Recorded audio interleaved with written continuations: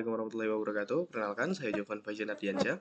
Pada kali ini, saya ingin mempresentasikan tugas saya pada mata kuliah interaksi manusia dan komputer. Nah, pada tugas kali ini, saya diberikan tugas untuk mereview sebuah website dan membuat redesign, namun secara sistematis. Kita bakal buat user personanya dulu, kita bakal buat customer empathy mapnya, terus customer journey mapnya. Nah, terakhir kita bakal buat problem statementnya. Nah, dari problem statement itu baru kita menentukan apa nih yang mau kita redesign. Oke, pertama nih, kenalin sama websitenya dulu. Nah, di sini aku sedang meneliti atau mereview sebuah website yang pada labelnya itu adalah website dengan UI UX terburuk.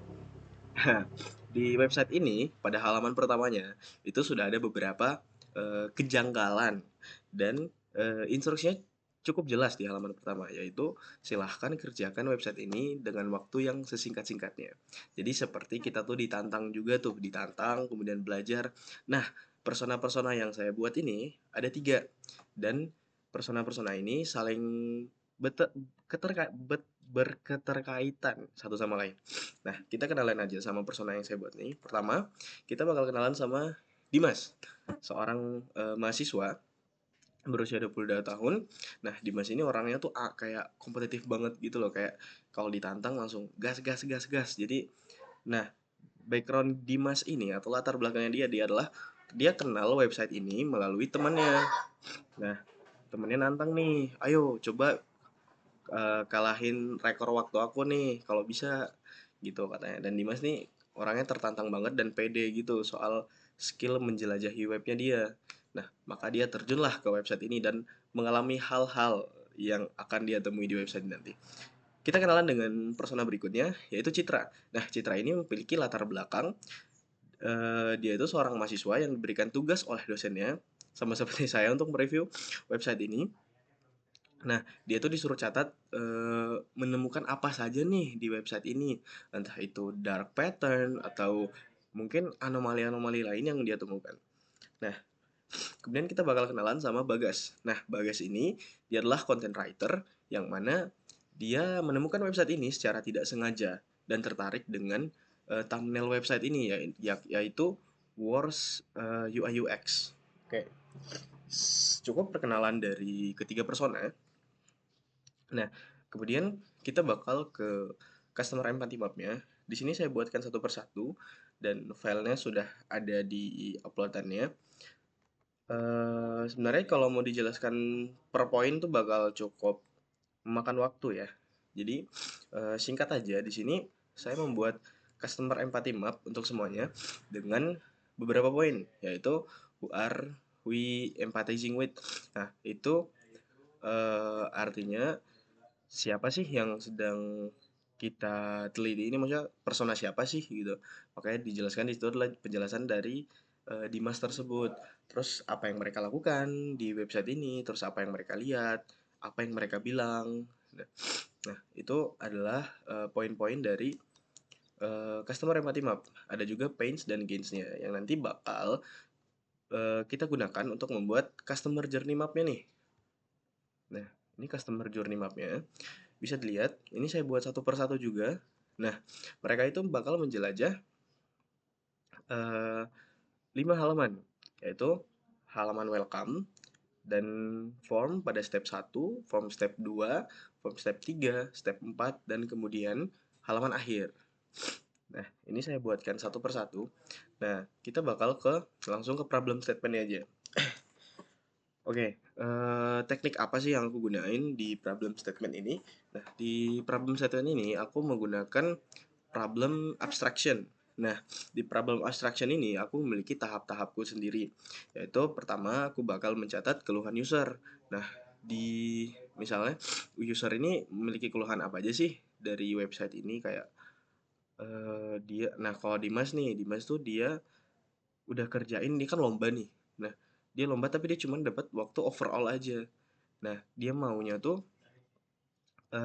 apa ada nggak ya fitur yang bikin aku tahu di mana ya aku paling lama menghabiskan waktu, entah di itu form 1, form 2 gitu. Dan kalau digali lagi Dimas ini kan dia mau pamer nih ke teman-temannya.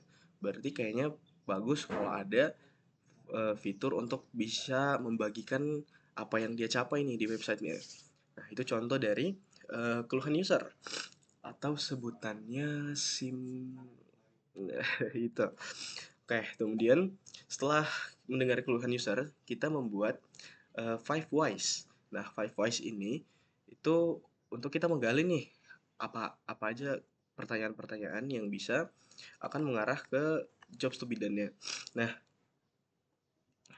salah satu dari five whys-nya itu adalah kenapa hanya total waktu yang ditampilkan. Maksudnya, nah, oh ya, sebelum kita mengarah ke sana, saya akan memperlihatkan bagaimana halaman user interface itu. Nanti bakal muncul di sini. Oke.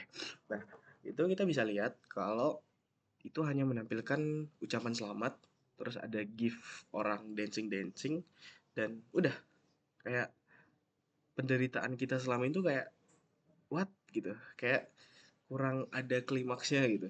Nah, makanya itu kayak kita menggali pertanyaan kenapa kenapa di akhir tuh begini gitu. Harusnya begini mungkin. Nah, kemudian kita membuat jobs to be done. Nah, eh, jobs to be done itu jobs to be done saya itu adalah when saya telah berhasil menyelesaikan seluruh halaman form di userinterface.com, I want to melihat breakdown interaksi saya per halaman. Jadi saya mau kayak melihat breakdown saya ngapain aja sih di website ini gitu loh. Maksudnya kayak waktu yang saya habiskan ini saya ngapain aja gitu. Nah, so I can mendapatkan nilai nyata dari waktu dan tenaga yang sudah saya habiskan. Nah, itu tuh poinnya tuh. Jadi kayak itu tidak merasa ini tuh sia-sia gitu.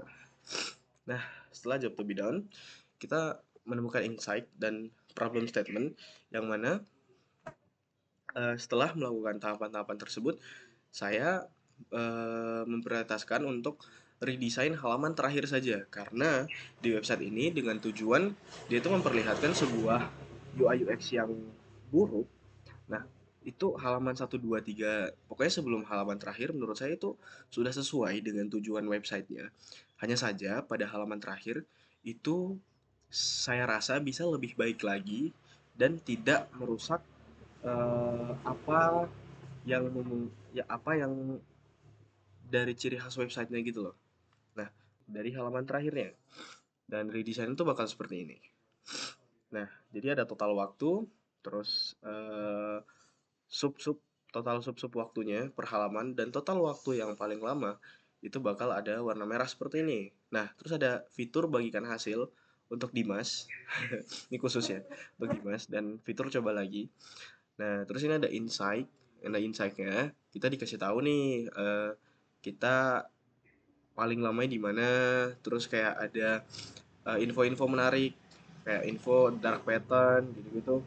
Nah, jika ada pertanyaan kenapa redesainnya jelek karena saya rasa dari kalau misalnya saya membuatnya sangat bagus seperti seperti ini, seperti teman-temannya ini, saya rasa itu bakal merusak citra dari website terburuk website dengan UI UX terburuk itu sendiri. Makanya saya buat seperti ala kadarnya seperti ini. Yang penting apa? Yang penting jobs to be done-nya. Yang penting kita menyelesaikan tugasnya, functionnya semua tercapai, maka menurut saya itu sudah selesai. Oke, baik. Mungkin itu saja yang dapat saya sampaikan. Jika ada salah dan jika ada salah kata, saya mohon maaf. Sekian dari saya. Semoga ilmu yang saya sampaikan dapat bermanfaat bagi kita semua. Wassalamualaikum warahmatullahi wabarakatuh.